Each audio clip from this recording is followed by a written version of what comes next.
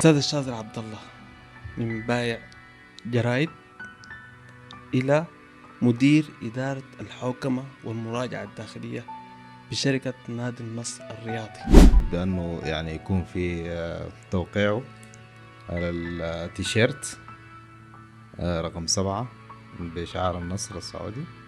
وهل في أندية من الأندية السودانية تواصلت معك؟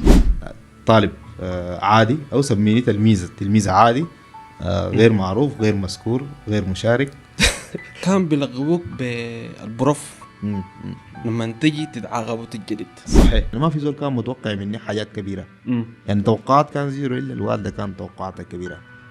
المرحلة الأولى بدينا كان نقرأ أي حاجة وما بنفهم أي حاجة. في حتى الفرصة بتاعت الفلوس ذاتها ما بتدخلني الحاجة اللي أنا عايزها. أنت جبت كم؟ أنا جبت 61. هو طبعا شغال في مجال الحلاقة. وصلت التميز، هنقبلك زميل معانا في عضو هيئة التدريس، وهي مكتوبة في الدفتر. يا سلام.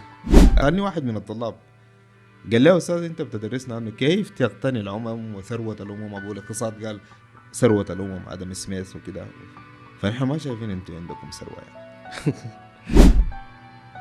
مكس يمكن زي 6 شهور حتى نجي رونالدو. طيب الحوار الدار بيناتهم الدونيلو كان في دعوتي لنادي ايفرتون الإنجليزي.